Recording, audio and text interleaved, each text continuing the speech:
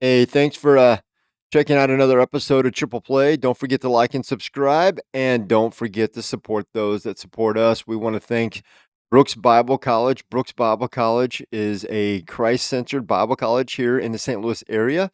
If you are looking to grow in the Lord and get into ministry, or if you're a layperson just wanting to get to know God's Word better, consider taking classes at Brookes Bible College. Their goal is to get you in ministry with as little debt as possible, and to give you a great education for the cost. And you'll be equipped to pastor. You'll be equipped to counsel, and you'll be equipped to teach God's word when you graduate. Guaranteed, promise, and you'll love it. Great professors, great staff and faculty, and just everybody there. You're going to love it if you consider Brookes Bible College. Just a little random fact, but the average church size in America is 60 to 70 people, and if you're graduating from college with $100,000 worth of debt or $75,000 worth of debt, it's going to be very hard to pastor a church that size unless they're independently wealthy. So, consider Brookes Bible College. It's a great alternative. Also, to go right along with that, per se, is the fact that you're a lay person and you want to get better educated. You don't want to spend $75,000 to do that either. So you're going into missions. You can't do missions work if you're carrying around a $75,000 worth of college debt either. So those are all reasons to consider Brookes Bible College. We hope you'll consider, and we hope you enjoyed this episode. I'm gonna probably start off with some questions about those bats behind you. Those are probably all the guys that hit a homer off you. No, that room's a lot bigger than this one. Actually, that would have been a compliment. 'Cause people I would hope would know how many innings you pitched. These are all my bats. If this is from the '07 World Series, I don't know if you can see that one. I don't know if I. Which one? Hold on here. Oh yeah, that. You want to start the question? You want to start? Yeah, let's just start. Are we recording? Yeah, we're recording. I just started recording. Yeah, this is a '07 World Series team. Nice. They give you a couple of bats, even though I didn't even get in a bat in that World Series, but they have a couple bats made for you. So those were, you didn't have to get those signed. They did it for you. Because that's the hard part. You just set them out. This was from the '07 All-Star game. Awesome. I guess some of the American leaguers. There's no way that's all there was. Did you have a particular model that you have? Didn't go in there and do it. I use several different models.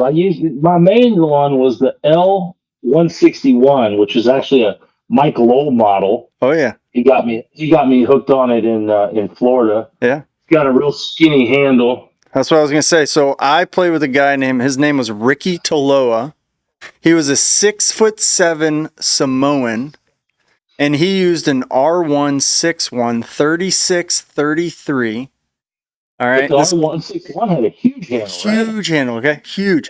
This guy got mad at me one time in the batting cage because I cut in front of him in line because it was about to rain and I wanted to be done earlier and he wasn't paying attention. Well, you notice I went in the cage and he said, "Get out of there." I said, "No, you weren't paying attention." He said, "Scott, get out of there. Don't make me get you out of there." I said, "What are you going to do?" He came in and he walked up to me real calm, grabbed me by my shirt and literally picked up a 220-pound 20-year-old by one arm like this and walked me out of the cage. And I was like, "Rick, sir, I will never question you again." He showed you what he was going to do. Oh my goodness. I got to see what that guy's up to. I mean, that guy was a monster. He broke his R161 one time in Ogden, Utah, and the ball went 450 feet. Snapped his bat in half. The bat went flying in the outfield. Isn't that crazy, those guys? Like, I remember there was a guy, last name was Stratton. I played against him in the Eastern League. And, honestly, I think right now, if he would have come up now, because he hit 220 to 250 in the minor leagues, but he would hit 45 homers in 100 and, what's a minor league season, 140 games? Yeah. Minus rainouts. He did that for 3 years. There's no doubt in my mind right now he would be a major leaguer, sure. Everyday player. All-star. Yes, no doubt about it. That's incredible. Yeah, you don't see a lot of those guys today. Guys that hit homers in the big leagues immediately make it to the big leagues now.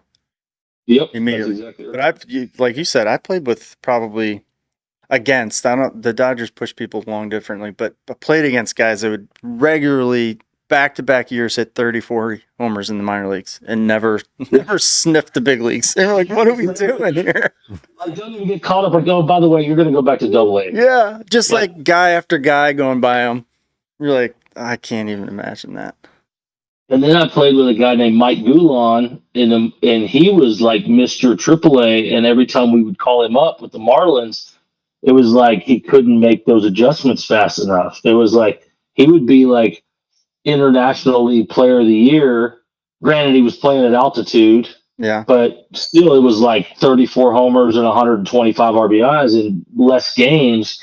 And then we'd call him up in September, and it would be like, whoa, Well, this is our something. minor league player of the year? Yeah, something happens when they turn on those big lights. I mean, Yeah, I grew up sure. in the big leagues, and I remember my first time playing in a game in the outfield, and the lights, like you can't replicate it. And the lights were on, and it was a big league lights, and a fly ball came, and it was like I was having an out of body experience. I didn't know what was going on. I was like, it was a completely different fly ball than I'd ever seen before in my life.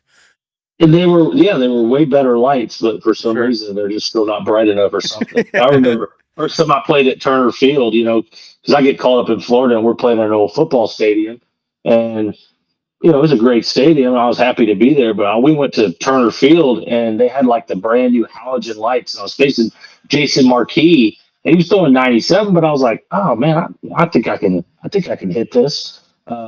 I mean, I probably didn't, but like I could at least see the ball Yeah. coming at me that fast, and I was like, man, this is what the big league lights are supposed to be like. Everything's a little crisper. Jason Marquis threw 97. Oh yeah. Seriously. Yeah, when he first came up with Atlanta, he was throwing hard. Had That's that little tight slider too. Yeah. Well, I remember his slider with the Rockies. I think he was with when we faced him. You know what trade he Yeah. came over as part of? Uh-uh.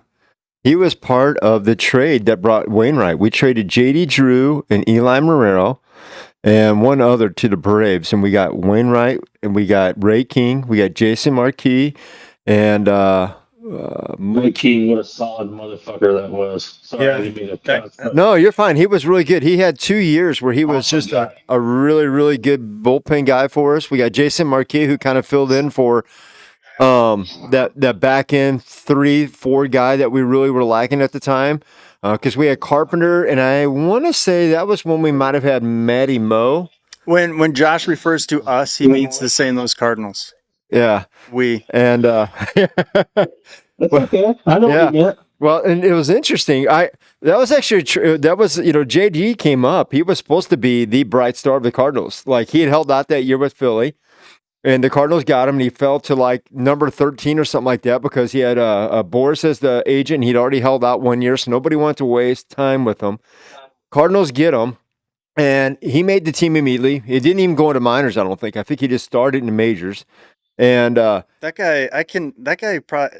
I would want to see his swing when he was 5. His swing would be beautiful. well, he wasn't. But here, Go ahead. I was gonna say the interesting thing about him is then he came up with Albert. And that's why he just never lived up to the hype, because Albert was on the team. Albert was what everybody thought he was going to be. And quite honestly, once you got to know him, he was a great guy. But you know what his interest was? Hunting, fly hunting. planes. Yeah. He had no. in Boston. Yeah, he was literally like just wanted to hunt and be outdoors. Baseball was just kind of this thing he did to make the money There's to do a lot that. of those guys in baseball. There's a lot of those Yeah. guys in baseball. Yeah. I don't think there's any other sport Some that of has them are that. actually saying it now too. Mm-hmm. It's a little weird to What are me. you Like, talking I'm like, oh my god, I know a lot of people that thought that, but nobody actually said Are it. you talking about the third baseman for the Yeah. Angels? And he's from Houston. Yeah. He's from Houston. I mean, and everybody I know says he's a great guy, but I He mean, is. he just, I don't think he has any like filter on like. I feel like Greeky was kind of like that, Yeah. and I didn't get along great with Greeky, but it was, he was one of those guys where like we'd be having our players union meeting, and he would go ask every one of those guys how much they were getting paid. It was just like the nutritionist guy that we hired to make sure none of us took the wrong supplement and failed and accidentally failed a drug test. He would just go up to him. His last name was Maxie, I think. I think that's what we called him, was Maxie. And he just went. I'm sitting there, and Ricky just walks up to him like, "How much money do we pay you?" Hey, you know what? You know what? The real question, the reason he asked that was probably because he was probably going to either find out that he was underpaid or overpaid and let the guy know immediately. Yeah. This is the guy who didn't he like give up guacamole because there was an increase or they started charging for it at Chipotle, if I remember right. That sounds like him. I Out of- think Yeah. Chipotle increased their price on or we're going to start charging for guacamole, and he goes, "Oh, I won't ever eat there anymore." He like that was like one of his go-tos, and all of a sudden he's like made a big thing like I'm done with Chipotle Yeah, over like a 10-cent guac charge. That's how that's how his brain went too. Probably he just made a decision. That was some it. of his bullshit was funny, and then some of it was just like it just made me feel uncomfortable. Mm-hmm. But going back to JD Drew real quick, so we started a joke and we tell it straight to him because JD is a great guy, and he loves his family and everything like that, which I think is awesome. But we just started calling him El Prospecto. Like he was the only like 34-year-old prospect that we still knew. Like he went through his whole career and retired, and even at the end of his career, he was still a prospect. That's right. And he was the only guy that I ever played with that we kind of felt that way. Well, even when he had that year in Boston or two, he was like unbelievable, and He carried us in 07. yeah. I just remember he was like the guy that everybody knew was going to do something, but nobody talked about him. Like nobody just let him play. Well, so Manny went down, I think, with a knee injury, and that was when Manny came. And Tito went to him. Terry Francona went to him and said, "Which knee's hurt?" And he goes, "Pick one." Like, so Manny's out. Like, you're not changing Manny's mind. I think David was struggling. Mikey Lowell picked us up like really big time in the playoffs. I think he did actually end up winning World Series MVP. But we kind of had to piece it together for 2.5 months while Manny was being Manny. That was the thing. We were talking about Ray King. I just like that guy was built like a gorilla. Like I wouldn't want to be squeezed by that guy. No, I got a great story about him too. So Juan Pierre, another one of the nicest guys in the world. I feel like I said that about everybody we've mentioned so far, but literally one of the nicest guys in the world kept calling timeout on Ray King. It was like the 7th or 8th inning or something. And so Ray King just steps up and throws the ball at Juan Pierre. While timeout is called. Did Juan Pierre's the nicest guy in the world? Yeah. Do I be mad at you? Am I confused? Yeah, confused. I think that's exactly what everybody was just confused. And That's Juan amazing. Pierre was like the leader of it. He was just like, what's going on? And Juan Pierre is not built like Ray King. So No. there wasn't going to be anything going on. It's not like everybody like rushed the field. For But, younger yeah. Juan Pierre would be like if you're my age, probably like a D Gordon type body type. Just like Yes. just built for quickness. Yes. Oh, Yeah. absolutely chiseled. I mean, if you see him at a pool, you don't want to take your shirt off, Sure. but Yeah. if He's you not were to small. fight- Yeah, you'd be getting into a fight if you still fought him. yeah. When you were talking about Jason Marquis, what was he like? I mean, he had some really good years for the Cardinals. So He's a nice guy too. I actually didn't get to know him until I went. I guess this was, and it might be 6 years ago. Adam LaRoche called me, and they were putting together. I think Slikey was still playing. They put together the NBC World Series, which is in Wichita, Kansas, I guess, every year. And we went. They let us put a team together of all ex big leaguers, and we went and played in this college World Series. Clemens pitched one game. I started a game. Penny started a game. I think Marquis started a game. Wow. I mean, it was That's a quite the fun lineup. time. Yeah. Yeah, we had Langerhans. Oh, wow. Chipper was there, but he didn't play. Clemens was there. Toby Keith dressed out with us every day. God bless his soul. Wow. you know what's funny Yeah. about that? Almost all those guys you just mentioned are part of the Buck Commander. I think, well, because Adam lives there in Kansas. Yeah, And and Missouri. does he? Does he? I don't know. I think his ranch is in Kansas, Yeah. but that's how they kind of got that thing going. Him and Nate Robertson got that deal going, and I think it was mostly for charity. And I don't know. Like I said, I was there. I pitched, and I think I threw 2 innings, and I felt like I was just going to go up there and like flip some curveballs and shit. And like the first like college kid takes like a gangster hack, and then next thing you know, I'm back to being me, Slikey, throwing everything as hard as I can. You think that kid wasn't going to flip your switch as soon as he took a swing? Oh, Of course it was. I'm just going there for fun. Like I even went out in the yard and I had my old trainer come over. I'm like, hey, just come over and play catch with me. Yeah. I'm just gonna flip some curveballs. That's all I'm gonna do in this deal. And then of course not. And then I was supposed to pitch again in relief like 2 days later, and I just said No, my ligaments, everything need a break. I was so sore. I've never been sore in my life. I mean, I was sore in places where I've never been sore That's before. amazing. So do you hunt with those guys? They kind of. I know you're a big hunter, and Chipper has a big ranch in Texas, and I was gonna ask you, we were in a fishing tournament. Yeah, I'm more of a bass fisherman now. I still hunt a little bit, but I feel like I've kind of gotten out of that realm a little bit. But those guys used to come to the ranch every year and hunt with us. Yeah, Adam Lange, the Duck Dynasty guys. What's his Robertson. Yeah, that's why they're all part of the Buck Commander. Mm-hmm. Yeah, that's basically who started that deal up there, and I think they might have done it one other year. I think Tim Hudson's the guy that runs his foundation. He was like our manager and travel and secretary and did all that stuff for us. But we had a great time. I mean, it was just fun to like kind of get back around the guys. I mean, hell, we hung out in the clubhouse more than we used to. I mean, we used to hang out in the clubhouse, but I mean, we get there at like 10 in the morning for a 7 o'clock game. Yeah. Just to be around the guys. Oh, that's awesome. I voluntarily played. What we used to play? The card game with the pegs and the cribbage. Yeah, cribbage. I used to play at least probably 4 to 5 cribbage games a day with Josh. And I would say three of them I loved to play, but one of them was probably always forced. Oh, then I started playing dominoes with Ryu and Uribe. Oh yeah. That's whenever it was coming to the end of my career. I used to call that bones. Hey, let's go play some bones.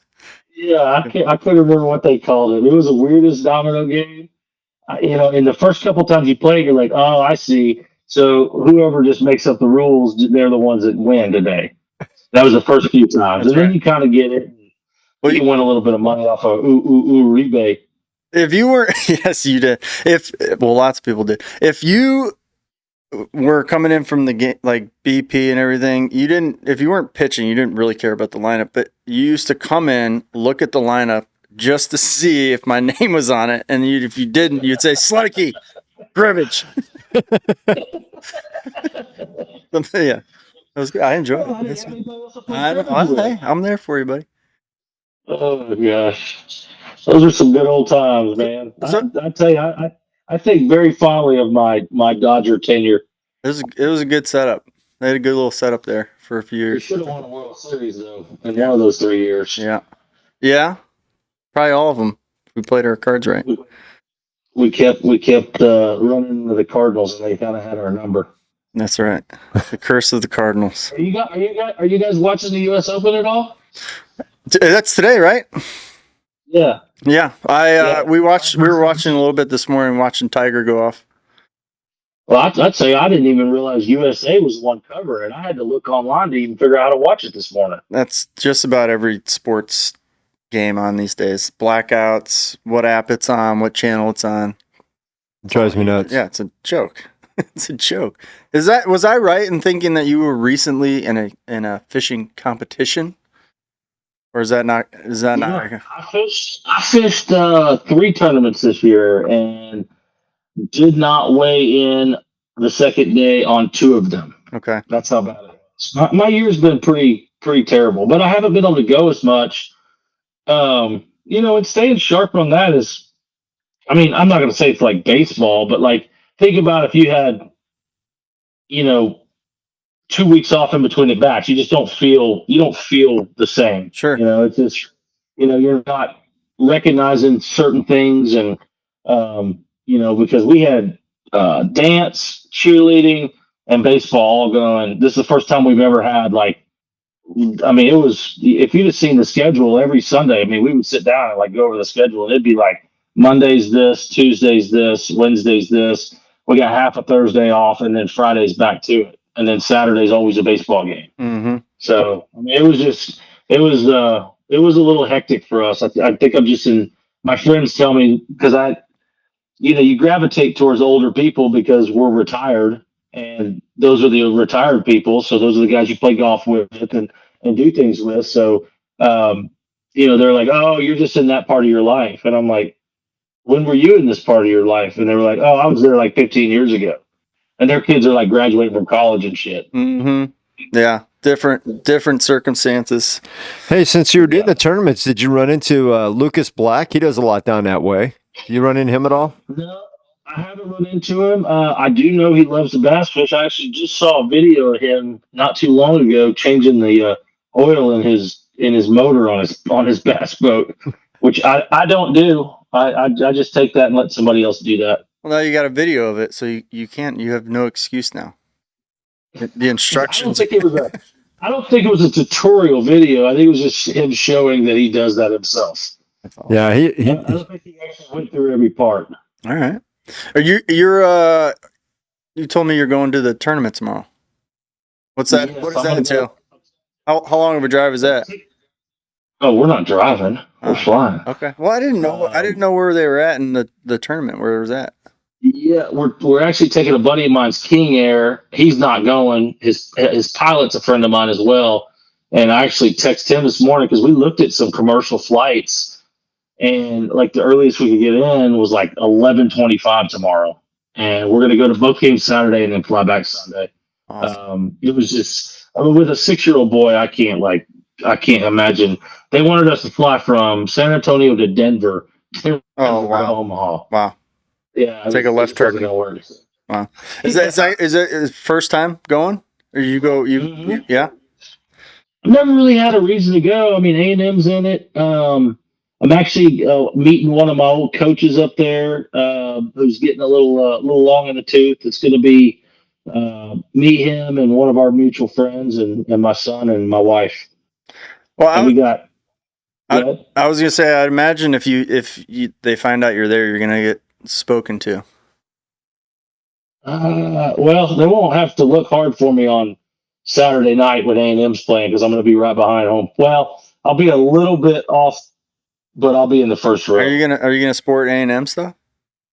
Yes. Yeah. All right. I didn't know. Schlossnagel's a buddy of mine, so okay. And I signed to go there, but they've always treated me like I'm an Aggie. Yeah. Even though I probably wasn't smart enough to get in there. All you need to do is be smart enough to know when not to throw the slider. That's exactly right. Yeah. And then I could have got in there. Awesome, man. Anything else you're up to these days, dude? No, I was just going to say this. The NIL is ruining college sports, though. Wow. I mean, it's so bad. You like it? I've had this conversation with a lot of people. I don't understand why people care. There's not the equation. The math equation's still the same. The same amount of kids from high school are going into college, right? Nothing's changed. There's no spots are being taken. What about when I watched Dat Wynn back when I was a kid play football for Texas A&M? What if I would have got to watch him just his freshman year and he has a great year, and then R.C. Slocum has to basically spend money to keep him there? That's the part that drives me crazy. It's like, as a fan, and I've talked to several college coaches, and one of them just actually resigned, and it's because you don't really coach anymore. It's more about like recruiting, and not just recruiting I don't think any of them mind going and recruiting a senior in high school to come and play athletics at their university. It's when you have to recruit your own guys to not enter the transfer portal, and generally that entails some sort of monetary, exchange. So Yeah. now you got to go recruit a guy that's willing to give you $10,000 to keep this guy. Well, So yeah, yes, but why is that bad that a kid has that option? Like 20, 25 years ago, that's what coaches are doing to kids. They were having conversation. Hey, we're not gonna sign him back. We're gonna take away his scholarship. And now that kid's got to go find a college on the fly to go play for. I see what you're saying. I'm just saying, as a fan and people and the coaches that I talk to, it is very difficult for them to. Well, it's difficult to be a fan of a team when 60% of the team, 70% of the team flips every year, and I think that's where we're going to be for the foreseeable future. I just don't think. I think some of these football programs probably have a little better chance because there's a lot more people willing to give money to that. But like you talk to the baseball coaches, and there's just, where an offensive lineman I'm just going to say Yeah. at University of Texas automatically makes $100,000. Their starting pitcher is lucky to get that. So it's not getting evenly distributed, at least in my opinion. The way I feel like if you're a college athlete, you didn't go there for the money. So everybody, to me, should just get paid the same. And I know that there was some behind the door pizza box program shit going on. Mm-hmm. But I mean, what are you going to do? I mean, if you catch them, you slap their hand and give them some bowl ban or something. Yeah, it's a very detailed. It needs to be. It's very complicated, but I don't think in any scenario it's okay to make a kid or force a kid to stay somewhere he doesn't want to be, and second, not allow that person to make money off of what I consider work. Well, so you agree with him being able to transfer without sitting out a year? I'm fine with that. Yeah. That's I mean, if it's not mutually agreed upon that that both parties want somebody there, I think you should be able to leave without the coach signing off or you sitting out a year. And to be frank, if you have a good program and you're a likable coach and the kid's happy, he's not going to leave. He's not. I don't think he will. I mean, They're complaining that they're losing their best players. That's what it is. They're complaining about the quality of their team. But that kid has a right to do that. I think that's all I'm saying. there's a lot of these kids though that see the opportunity to make some money, and I'm just mainly just talking about the baseball programs, to where I disagree. I think they will leave. I think some of these kids will end up playing for 3 different schools and making just as much money as they can each year. I don't know, man. Yeah. I just feel like that's very difficult. I mean, you're going to have to get a different strain of coaches in there, I think, eventually. I hear you.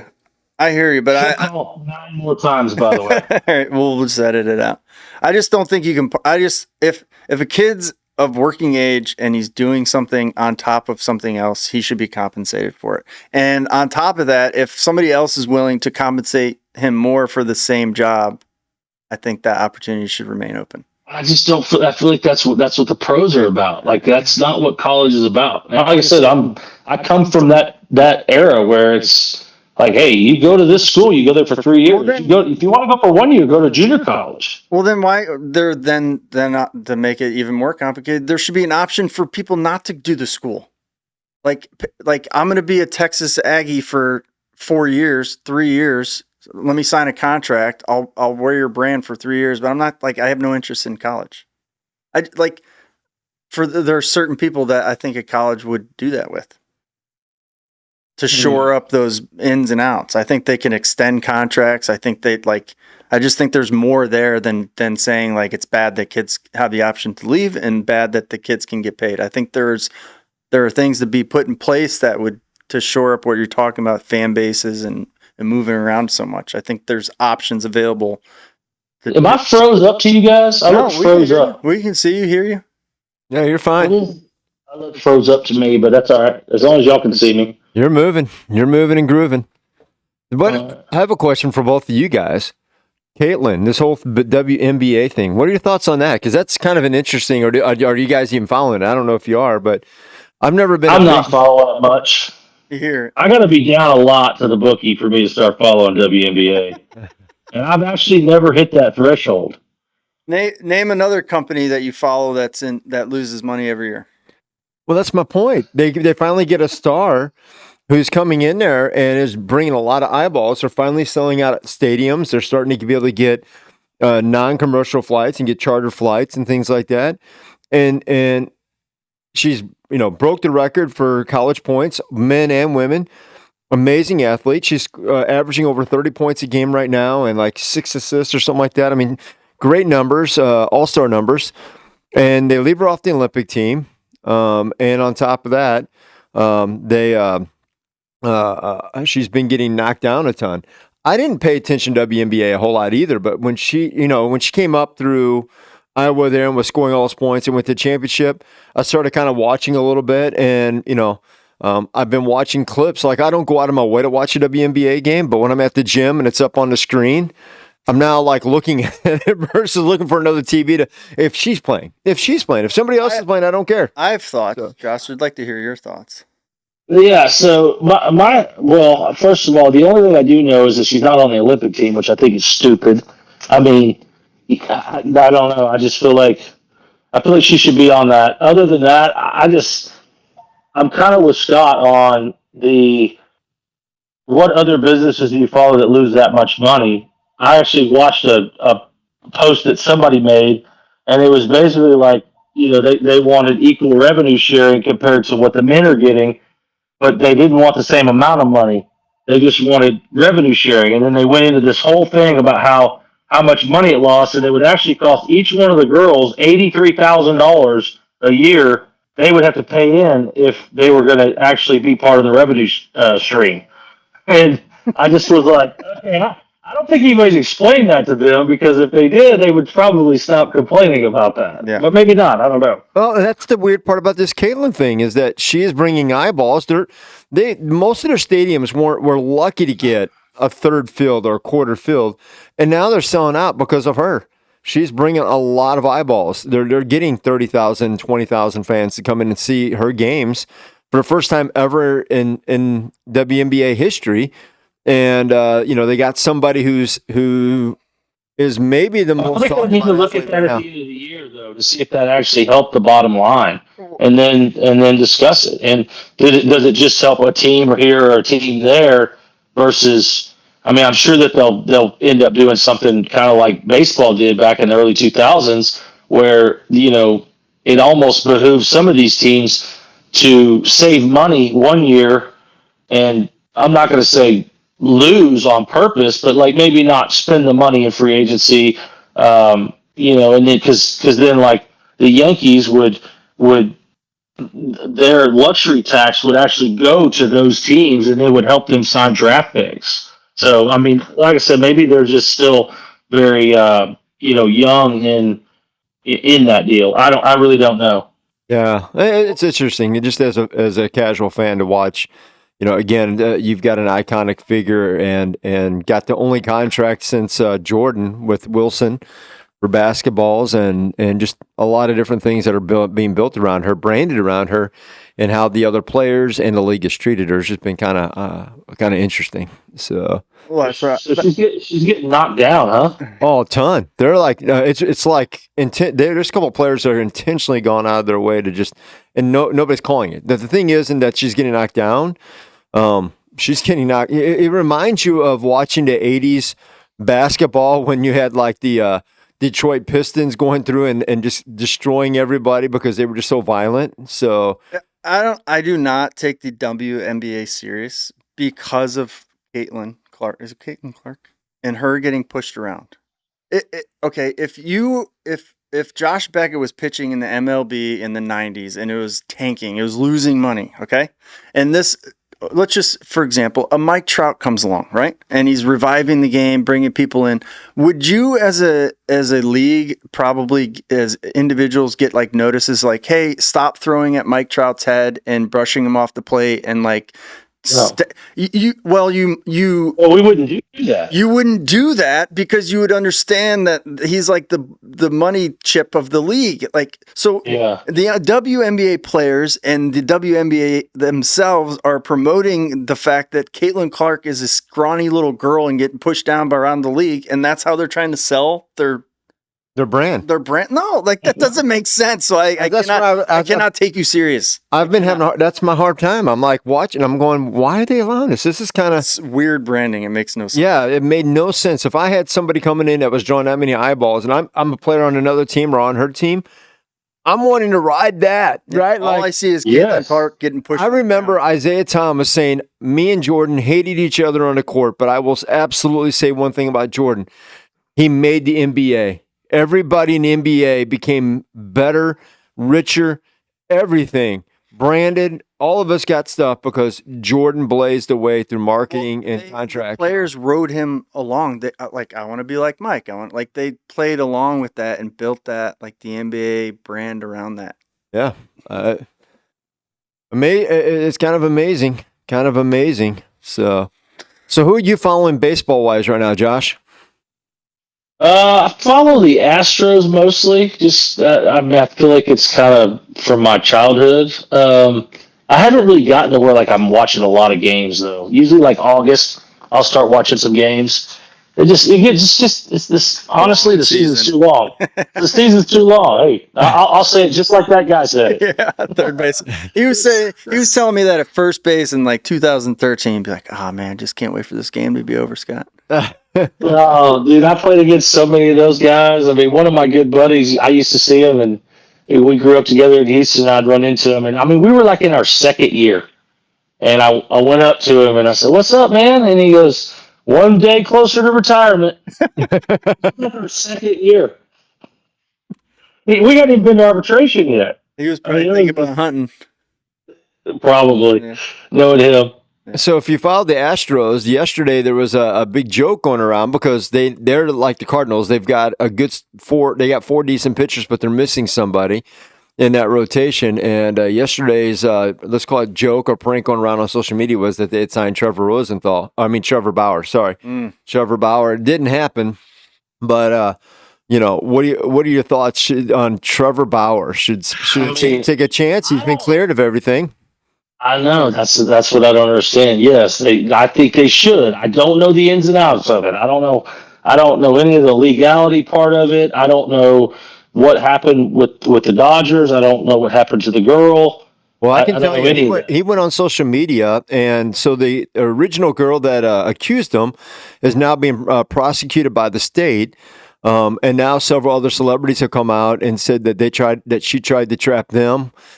He gave pretty much unrefutable evidence that she, jacked it all up. She set him up. Like she had pictures leaving his house the morning that it supposedly happened where she's smiling and texted a friend saying, today's the day I'm going to beat myself up and go to the hospital. And then, an hour later has pictures of herself on the same phone. Text message, does it look good enough for me as I go to the hospital?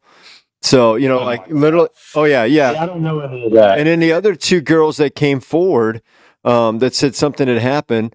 Each of them had the state reach out to them, and then they both recanted and said, "No, we were just trying to write off the, they want no part of that shit now." Yeah, and so recanted, and basically nothing happened. One of them apparently had also tried to do it with another celebrity. So it winds up that all that, and then he's now dating his agent, who's was a player, right? A player, and so the two of them are getting along. He was a player? Yes.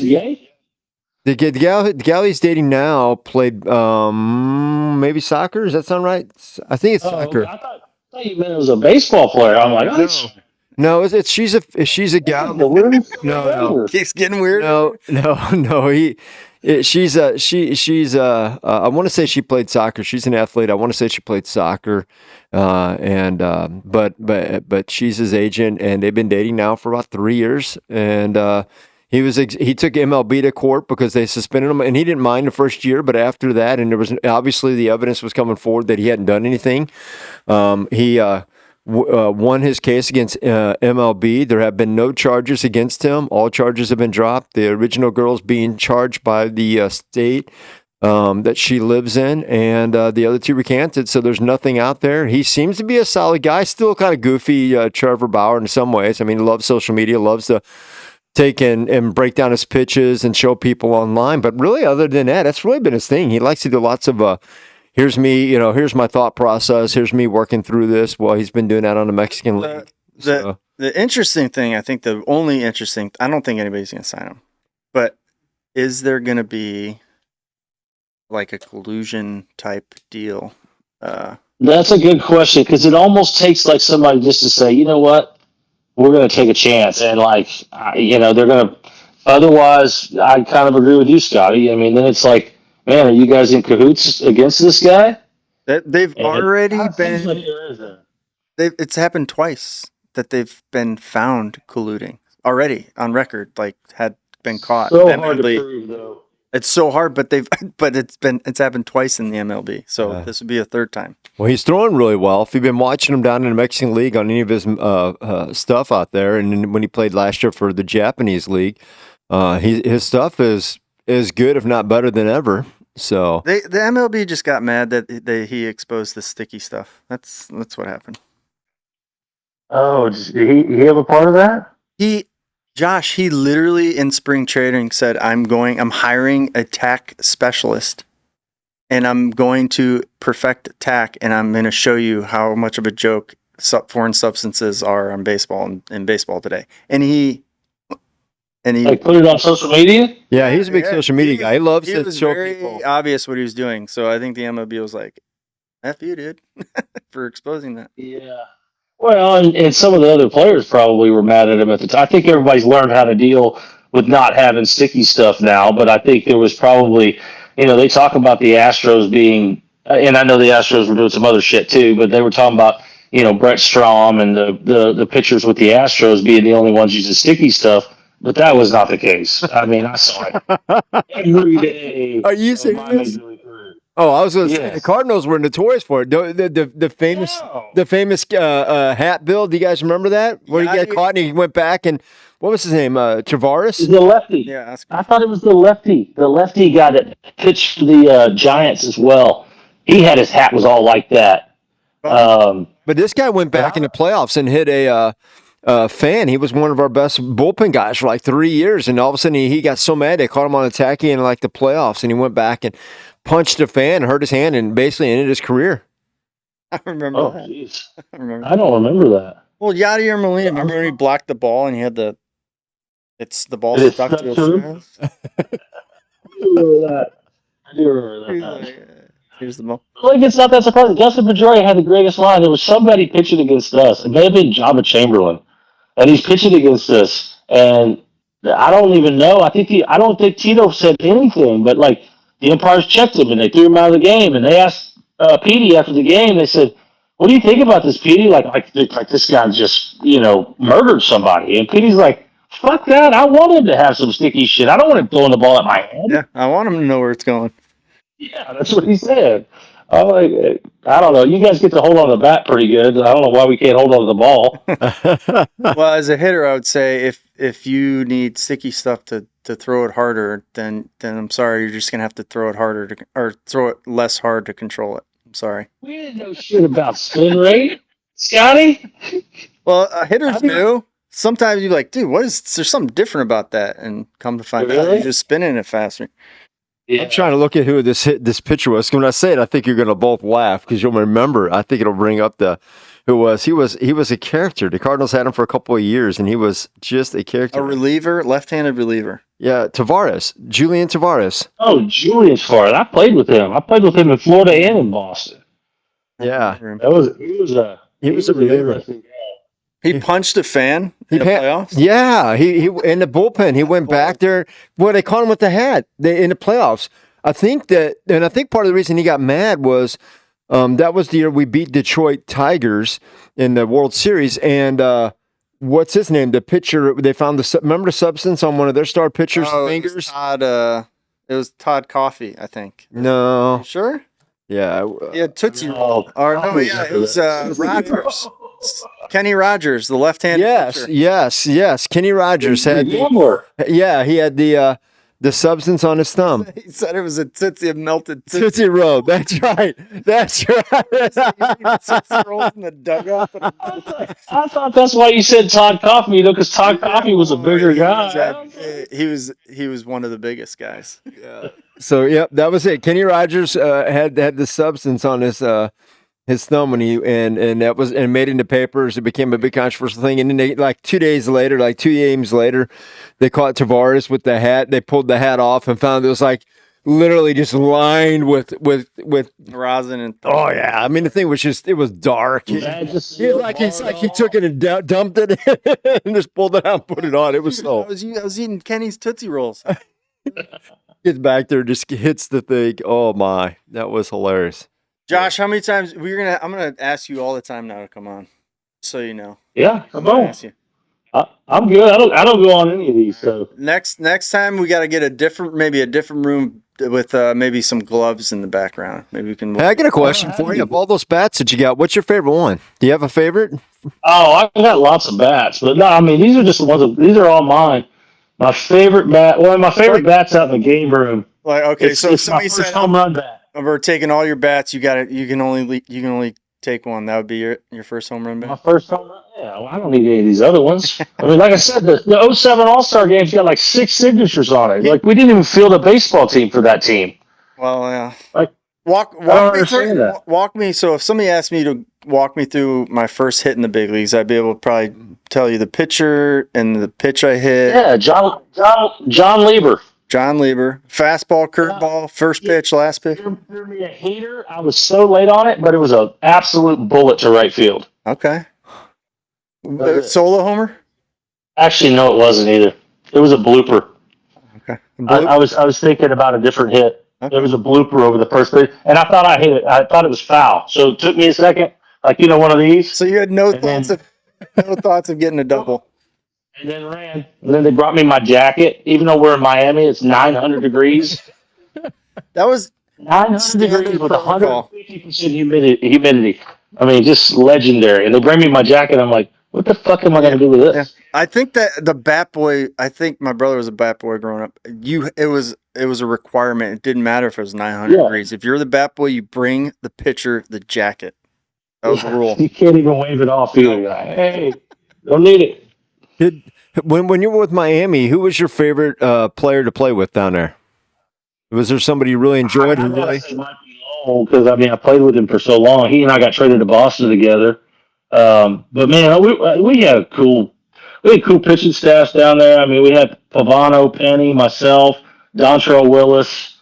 Who's a really cool guy is Jeff Conine. Just he was like the first like real veteran that I got to be around, like to where it was like, oh shit, we better respect this guy. Like it was the first time I really ever witnessed that because all the rest of us, we all came up through the minor leagues together and like, we just fucked with each other the whole time. What was when Conan walked in the room, you just kind of had a little bit of there was a little more respect for him. Yeah. Have a little respect my way. What was Penny like? Because he ended his career, I think, with the Cardinals. I think his last years were if he maybe pitched one more year. No, he came back. He came back and pitched for the Marlins. Like I feel like he took a year and a half, 2 years off, and then he went back and pitched for the Marlins for 1 year. Okay, I remember that year. And we used to call him the Duke. I mean, that guy, he's John Wayne. That's basically why we called him the Duke. I mean, he was ready for a fight anytime, and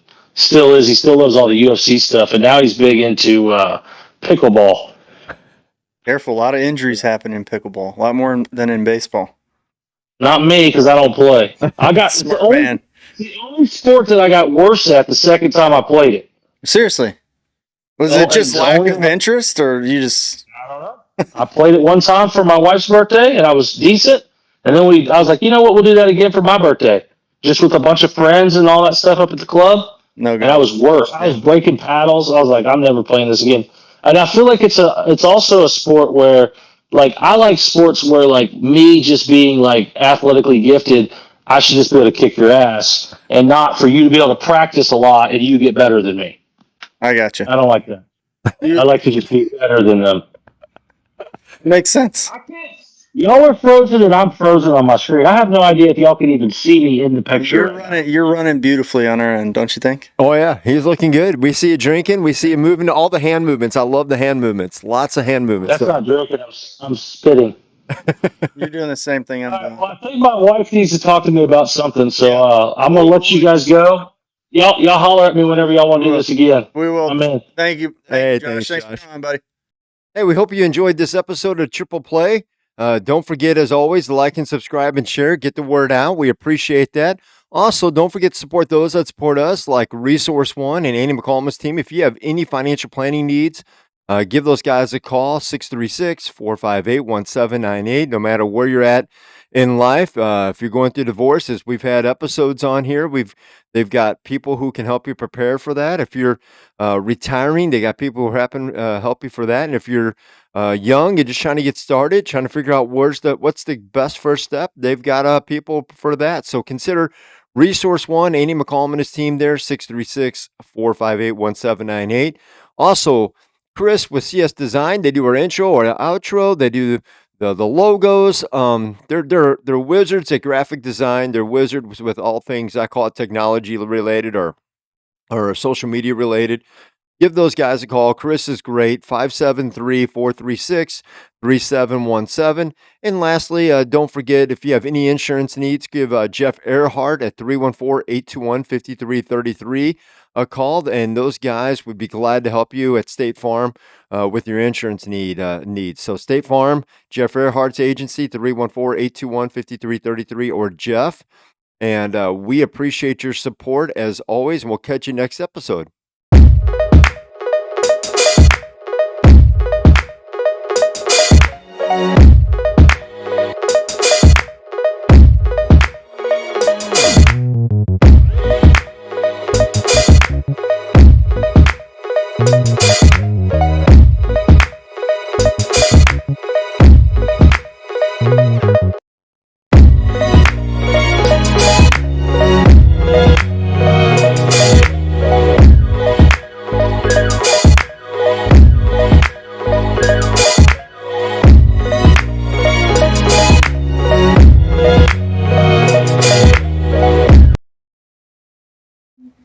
You're safe.